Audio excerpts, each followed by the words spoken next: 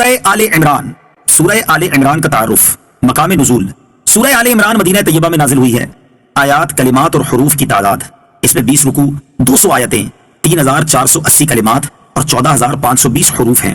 آل عمران نام رکھے جانے کی وجہ، آل کا ایک معنی اولاد ہے، اور اس سورت کے چوتھے اور پانچویں رکوع میں آیت نمبر 33 تا 54 میں حضرت مریم رضی اللہ تعالی عنہا کے والد عمران کی آل کی سیرت اور ان کے فضائل کا ذکر ہے.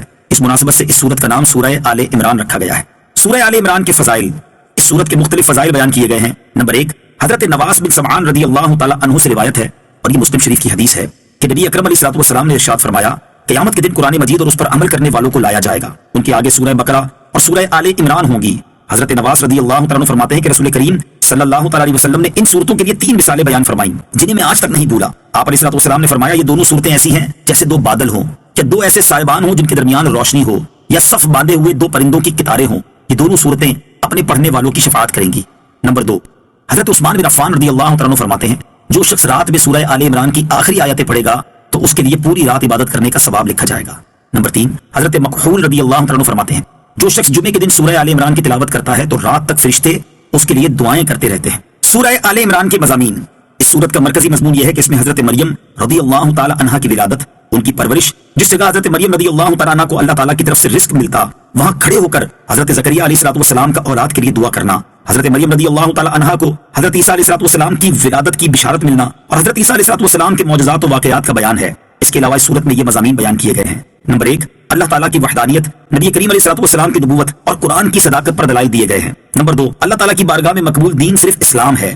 نمبر 3، حضرت عیسیٰ علیہ الصلوۃ والسلام کی شان کے بارے میں جھگڑنے والے، نبی کریم علیہ الصلوۃ والسلام کی نبوت کو جھٹلانے والے اور قرآن مجید کا انکار کرنے والے نجران کے عیسائیوں سے حضور پر نور علیہ الصلوۃ والسلام کی ہونے والی گفتگو بیان کی گئی ہے. نمبر 4، میثاق کے دن انبیاء کرام علیہ الصلوۃ والسلام سے سید المرسلین صلی اللہ علیہ وسلم کے بارے میں عہد لینے کا واقعہ بیان کیا گیا ہے. نمبر 5، مکہ مکرمہ اور خانہ کعبہ کی فضیلت اور اس امت کی باقی تمام امتوں سے افضل ہونے کا بیان ہے. نمبر 6، یہودیوں پر ذلت و خواری مسلط کیے جانے کا ذکر ہے. نمبر 7، جہاد کی فرضیت اور سود کی حرمت سے متعلق شرعی احکام اور زکوٰۃ نہ دینے والوں کی سزا کے بارے میں بیان کیا گیا ہے. نمبر 8، غزوہ بدر اور غزوہ احد کا تذکرہ اور اس سے حاصل ہونے والی عبرت و نصیحت کا بیان ہے. نمبر 9، امت کی خیر خواہی میں مال خرچ کرنے، لوگوں پر احسان کرنے اور بخل نہ کرنے کے فضائل بیان کیے گئے ہیں. نمبر 10، شہیدوں کے زندہ ہونے، انہیں رزق ملنے اور ان کا اللہ تعالیٰ کا فضل حاصل ہونے پر خوش ہونے کا بیان ہے. نمبر 11، اور اس سورت کے آخر میں زمین و آسمان اور ان میں موجود عجائبات اور اسرار میں غور و فکر کرنے کی دعوت دی گئی ہے. نیز جہاد پر صبر کرنے اور اسلامی سرحدوں کی نگہبانی کرنے کا حکم دیا گیا ہے. سورہ بقرہ کے ساتھ مناسبت. سورہ آل عمران کی اپنے سے ماقبل سورت بقرہ کے ساتھ کئی طرح سے مناسبت ہے. جیسے دونوں سورتوں کے شروع میں قرآن پاک کے اوصاف بیان کیے گئے ہیں. سورہ بقرہ میں قرآن پاک نازل ہونے کا اجمالی طور پر ذکر ہے، اور سورہ آل عمران میں قرآن مجید کی آیات کی تقسیم بیان کی گئی ہے. سورہ بقرہ میں جہاد کا اجمالی طور پر ذکر ہے، اور سورہ آل عمران میں غزوہ احد کا واقعہ تفصیل سے بیان کیا گیا ہے. سورہ بقرہ میں جن شرعی احکام کو اجمالی طور پر بیان کیا گیا ہے انہیں سورہ آل عمران میں تفصیل کے ساتھ بیان کیا گیا ہے. سورہ بقرہ میں یہودیوں کا ذکر ہے اور سورہ آل عمران میں عیسائیوں کا ذکر کیا گیا ہے.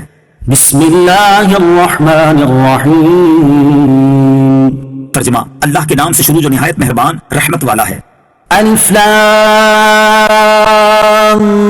میم. اللہ لا الہ الا هو الحی القیوم. ترجمہ: اللہ وہ ہے جس کے سوا کوئی معبود نہیں، وہ خود زندہ، دوسروں کو قائم رکھنے والا ہے. الف لام میم. ان حروف کو حروف مقطعات کہتے ہیں. ان کی مراد اللہ تعالیٰ ہی بہتر جانتا ہے. اللہ لا الہ الا ہو. اللہ وہ ہے جس کے سوا کوئی معبود نہیں. مفسرین نے فرمایا کہ یہ آیت نجران نامی علاقے کے وفد کے متعلق نازل ہوئی جو 60 افراد پر مشتمل تھا. اس میں 14 سردار تھے اور 3 قوم کے بڑے مقتدا و پیشوا آدمی تھے. ان 3 میں سے ایک ابو حارثہ بن علقمہ تھا جو عیسائیوں کے تمام علماء اور پادریوں کا پیشوائے اعظم تھا. عیسائی حکمران بھی اس کی عزت کرتے تھے. یہ تمام لوگ عمدہ اور قیمتی لباس پہن کر بڑی شان و شوکت سے سرکار دو عالم صلی اللہ تعالی علیہ وسلم سے مناظرہ کرنے کے ارادے سے آئے. جب یہ مسجد نبوی شریف علی صاحبہ الصلوۃ والسلام میں داخل ہوئے تو حضور اقدس صلی اللہ تعالی علیہ وسلم اس وقت نماز عصر ادا فرما رہے تھے. ان لوگوں کی نماز کا وقت بھی آ گیا اور انہوں نے بھی مسجد نبوی شریف ہی میں مشرق یعنی بیت المقدس کی طرف منہ کر کے اپنی نماز شروع کر دی. نماز کے بعد نبی پاک علیہ الصلوۃ والسلام سے گفتگو شروع کی. سرکار دو عالم علیہ الصلوۃ والسلام نے فرمایا تم اسلام لے آؤ. انہوں نے جواب دیا کہ ہم آپ سے پہلے اسلام لا چکے ہیں. سرکار کائنات صلی اللہ تعالی علیہ وسلم نے فرمایا تمہارا اسلام کا دعویٰ غلط ہے، اور تمہارے اسلام کے غلط ہونے کا سبب یہ ہے کہ تم کہتے ہو کہ اللہ عز و جل کی اولاد ہے. نیز تمہارا سلیب کی پوجا کرنا بھی اسلام سے مانے ہے، اور تمہارا خنزیر کھانا بھی اسلام کی راہ میں رکاوٹ ہے. اس کے جواب میں انہوں نے کہا کہ اگر حضرت عیسیٰ علیہ الصلوۃ والسلام خدا کے بیٹے نہ ہوں تو بتائیے ان کا باپ کون ہے. پھر وہ سب بولنے لگے. حضور اکرم صلی اللہ تعالی علیہ وسلم نے فرمایا کیا تم نہیں جانتے کہ بیٹا باپ سے ضرور مشابہ یعنی ملتا جلتا ہوتا ہے. انہوں نے اقرار کیا. پھر نبی کریم علیہ الصلوۃ والسلام نے فرمایا کیا تم نہیں جانتے کہ ہمارا رب عز و جل حی لا یموت ہے، اس کے لیے موت ناممکن ہے، اور حضرت عیسیٰ علیہ الصلوۃ والسلام پر موت آنے والی ہے. انہوں نے اس کا بھی اقرار کیا. پھر تاجدار رسالت صلی اللہ تعالی علیہ وسلم نے فرمایا کیا تم نہیں جانتے کہ ہمارا رب بندوں کا کارساز، ان کی حقیقی حفاظت کرنے والا اور روزی دینے والا ہے؟ انہوں نے کہا جی ہاں۔ اس پر نبی کریم علیہ الصلوۃ والسلام نے فرمایا کیا حضرت عیسیٰ علیہ الصلوۃ والسلام بھی ایسے ہی ہیں؟ انہوں نے جواب دیا نہیں۔ نبی کریم علیہ الصلوۃ والسلام نے فرمایا کیا تم نہیں جانتے کہ اللہ تعالیٰ پر آسمان و زمین میں کوئی چیز پوشیدہ نہیں؟ انہوں نے اقرار کیا۔ حضور اقدس صلی اللہ تعالیٰ علیہ وسلم نے فرمایا کیا حضرت عیسیٰ علیہ الصلوۃ والسلام اللہ عز و جل کے بتائے بغیر اس میں سے کچھ جانتے ہیں؟ انہوں نے کہا نہیں۔